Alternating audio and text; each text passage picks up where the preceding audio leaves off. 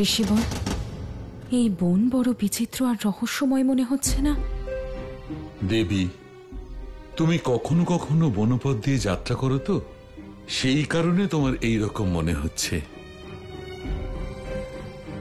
এসো, এই বৃক্ষের শীতল ছায়ায় কিছুক্ষণ বিশ্রাম করে নেই। এসো।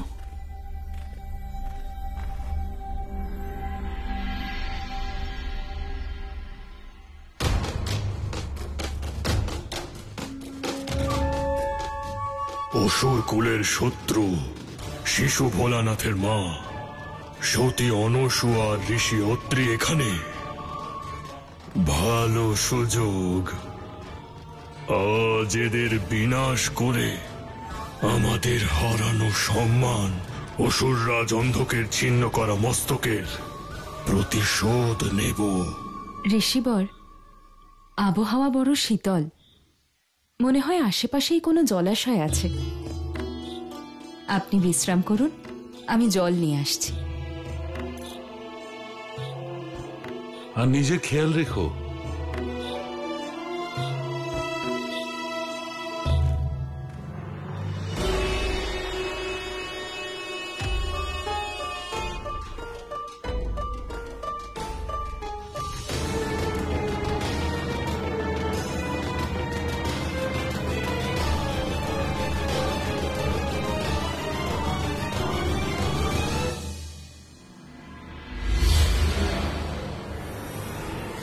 যা, নিজের বিষ দন্ত দিয়ে ওকে চির নিদ্রায় পাঠিয়ে দে।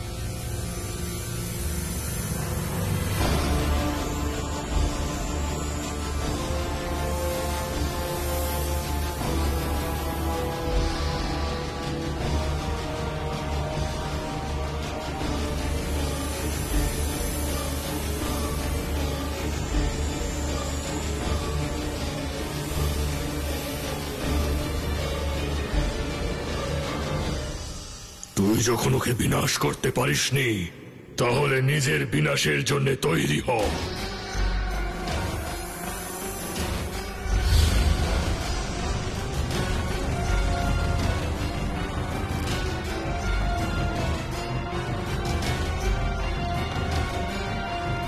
তুমি তো নিজের স্ত্রী ধর্মের পালন করে নিজের স্বামীকে বাঁচিয়ে নিলে, কিন্তু এখন তোমাকে পরীক্ষা দিতেই হবে। আমার পরীক্ষায় সফল হলে জয়ী তুমি হবে, না হলে আমি জয়ী হব।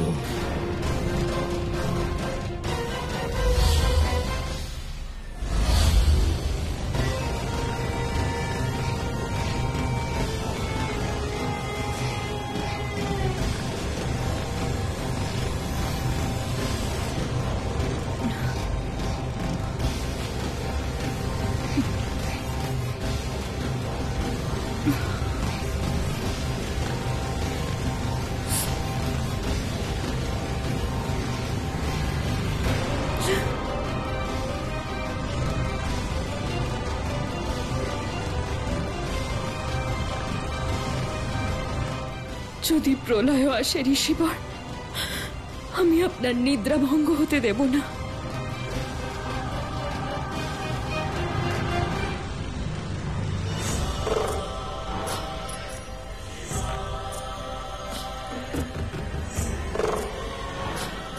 হয়েছে মিত্র? আমার পায়ে আগুনের শিখা, এর অর্থ কি হতে পারে? মা আবার সংকটে পড়েননি তো? আমায় যেতে হবে, আমায় আমার মায়ের কাছে এখনই যেতে হবে। কিন্তু কি করে যাব আমি? মাই তো। তোমাদের দুজনকে আমায় একটা কথা দিতে হবে। আমাদের ফিরে আসা পর্যন্ত তোমরা এই ভবন থেকে কোথাও বেরোবে না।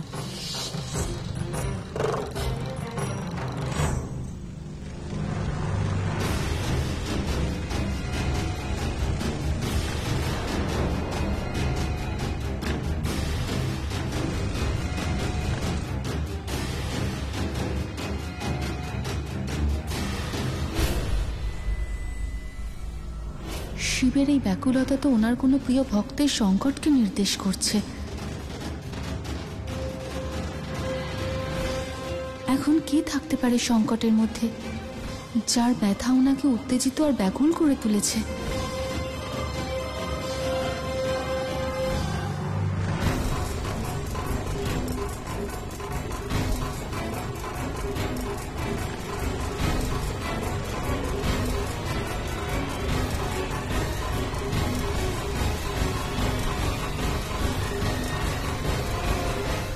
ওম নমঃ শিবায়, ওম নমঃ শিবায়, ওম নমঃ শিবায়, ওম নমঃ শিবায়, ওম নমঃ শিবায়।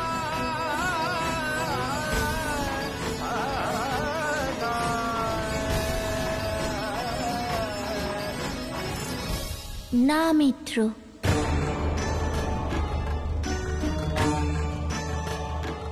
কেন মিত্র? আপনার পা আগুনে পুড়ে যাচ্ছে, আর পুড়ে যাওয়া পা কেবলমাত্র জলের দ্বারাই শীতল হতে পারে। আমি আপনার পাটা ধুইয়ে দিই। এতে আমার মায়ের কষ্ট আরো বেড়ে যাবে, আর আমি কখনোই চাইবো না যে আমার সুখ আমার মায়ের কষ্ট বৃদ্ধির কারণ হোক।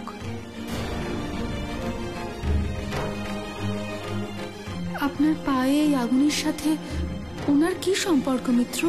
মা আর সন্তানের মধ্যে সব রকম সুখ দুঃখের সম্পর্ক থাকে। প্রতি মুহূর্তে একে অপরের ভাবনা একে অপরে অনুভব করে, আর এই মুহূর্তে আমার মায়ের কষ্টের কারণ ওই আগুন, যা তাকে কষ্ট দিচ্ছে। তাহলে আমরা এখানে কি করছি মিত্র? শীঘ্রই মায়ের কাছে চলো। আমি যেতে পারবো না। কেন মিত্র, কেন যেতে পারবো না? পা পুড়ে গেছে তাই যেতে পারবে না? না মূঢ়, তাহলে আমি মায়ের কাছে প্রতিজ্ঞাবদ্ধ, তাই জন্য। তাহলে আমি আপনার মায়ের সাহায্যের জন্য নন্দীকে পাঠিয়ে দিচ্ছি। তার প্রয়োজন নেই মিত্র। তাহলে কি আমাদের মা সংকটেই থাকবেন? না মূঢ়, মায়ের কাছে আমি প্রতিজ্ঞাবদ্ধ, কিন্তু আমার এই ত্রিশূল নয়।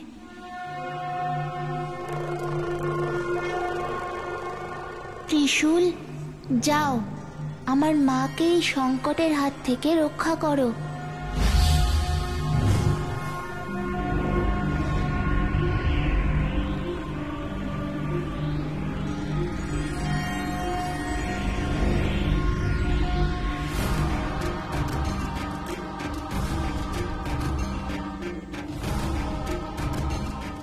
মা, ত্রিশূলের সঙ্গে আমিও যাচ্ছি।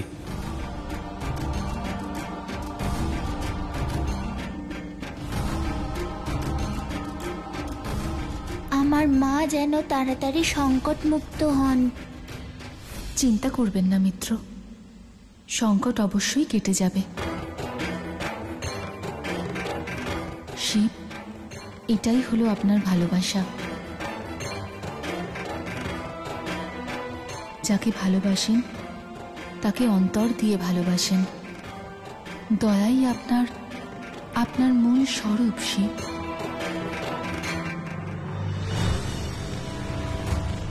কিছুক্ষণের মধ্যে তুমি জ্বলে পুড়ে ভস্ম হয়ে যাবে।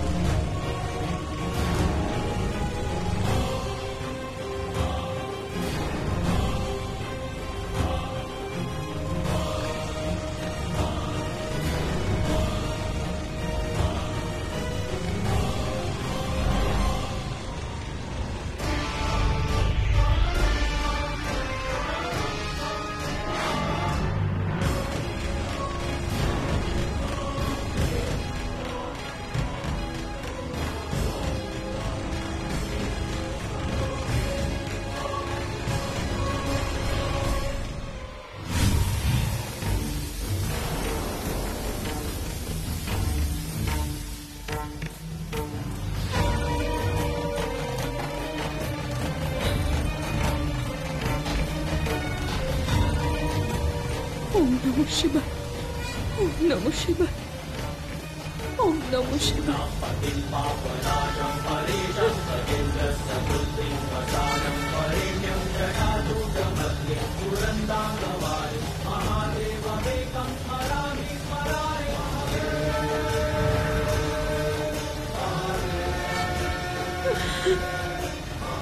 আমার শিবের ত্রিশূল।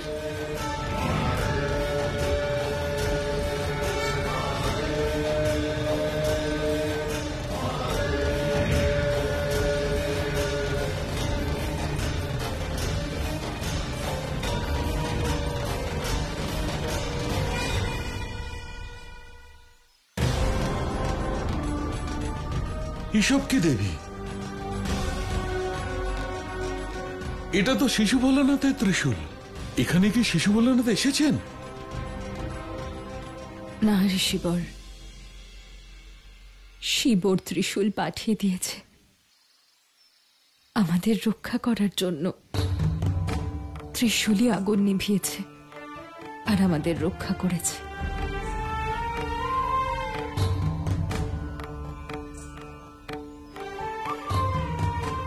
তুমি নিজে কষ্ট পাচ্ছিলে আর আমাকে জানতেও দিলে না? আপনি গভীর নিদ্রাচ্ছন্ন ছিলেন ঋষিবর। আপনাকে এত গভীর নিদ্রায় আমি আগে কখনো দেখিনি। দেবী, তোমার যদি কিছু হয়ে যেত তাহলে?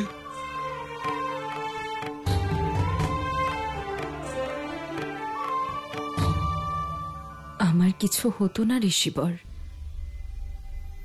আপনিই তো বলেন আমি সেই শিবের মা, যাকে সমগ্র সংসার সংকট হরণকারী বলে।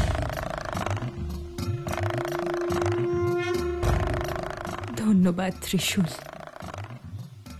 আপনি আমাদের আর আমার ধর্মকে রক্ষা করেছেন।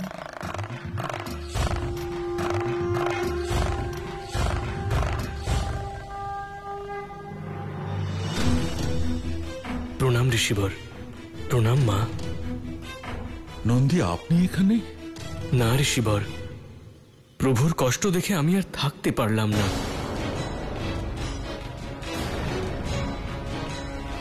আর প্রতিজ্ঞাবদ্ধ হওয়ার জন্যে প্রভু এখানে মাকে সাহায্য করতে আসতে পারলেন না।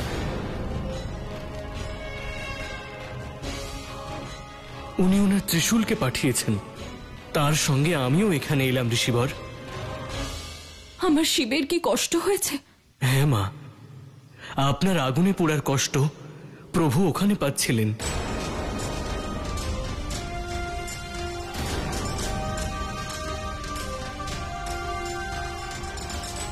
কি করে সহ্য করেছে আগুনে পোড়ার কষ্ট আমার শিশু ভোলানাথ?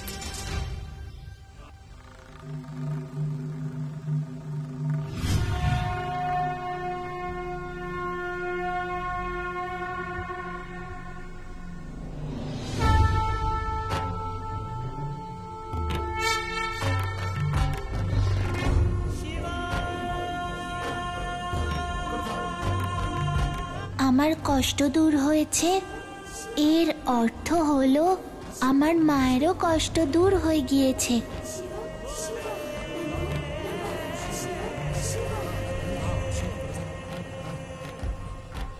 আমায় সহায়তা করার জন্য তোমাকে ধন্যবাদ জানাই। দেবী, আজকে আমার মন বলছে তুমি এই সংসারের সর্বশ্রেষ্ঠ নারী দেবী। আর আজকের এই ঘটনা মা আর সন্তানের ভবিষ্যতে অদৃশ্য স্নেহবন্ধনের প্রতীক হয়ে থাকবে, আর ত্রিলোকে এর পুনরায় স্থাপন হবে দেবী। যাত্রাপথ দীর্ঘ, এই অরণ্যে তো থাকা যাবে না। চলো এগিয়ে যাই। তোমরা দুজন এখন তো বেঁচে গেলে, কিন্তু ভবিষ্যতে বাঁচতে পারবে না। তোমাদের কষ্ট দিলে ওই শিশু ভোলানাথ কষ্ট পায়, তাই না? এখন কষ্টের লক্ষ্য তোমাদেরই বানাবো, আর বিনাশ করব তোমাদের।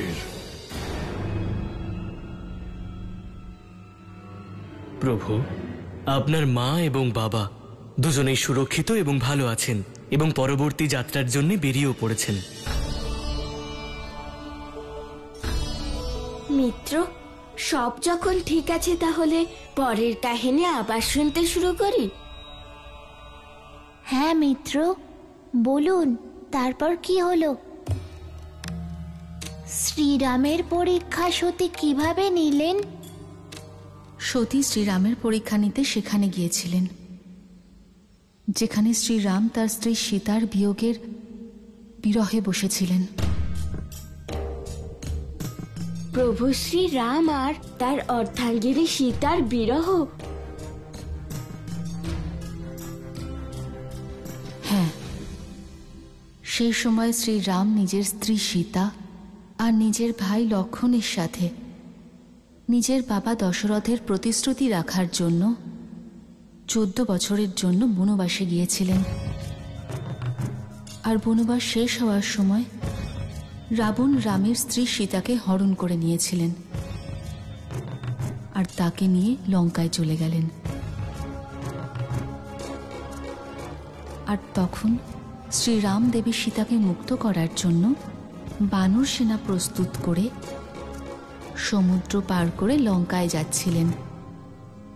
সমুদ্র পার করার আগে শ্রীরাম তার ভাই লক্ষ্মণের সাথে রামেশ্বরম জ্যোতির্লিঙ্গ স্থাপন করেন, আর নিজের আরাধ্য শিবের পুজো করছিলেন।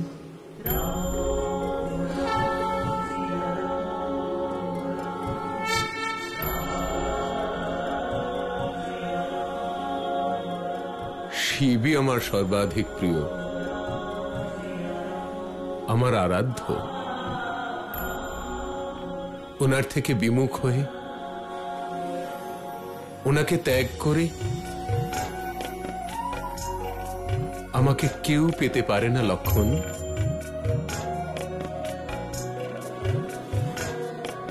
আপনার হাতে তৈরি এই শিবলিঙ্গের এই সংসারে কি মাহাত্ম্য দাদা? আমার হাতে নির্মিত আমার আরাধ্যরই প্রতিমূর্তি রামেশ্বরম জ্যোতির্লিঙ্গ, আর এই স্থান পবনভূমি রামেশ্বরম নামে খ্যাত হবে।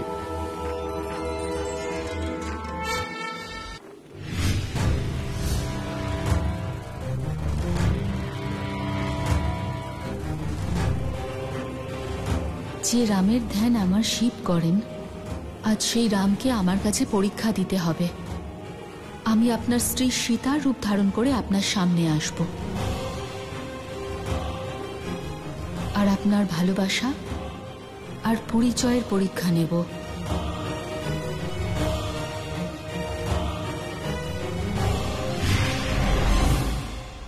একদিকে সতী রামের পরীক্ষা নেওয়ার জন্য সীতার রূপ ধারণ করেছিলেন, অপরদিকে নন্দী এবং ভূত প্রেতরা সেই সংবাদ দেওয়ার জন্য শিবের কাছে পৌঁছে গেলেন।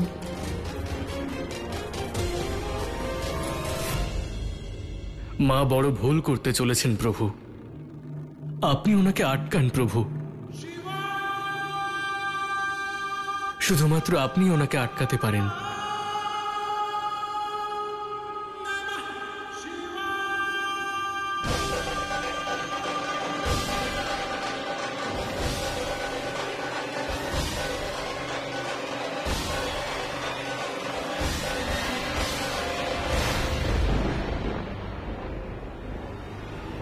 সতীকে এবার নিজের অসম্পূর্ণতার পরিণাম ভোগ করতে হবে।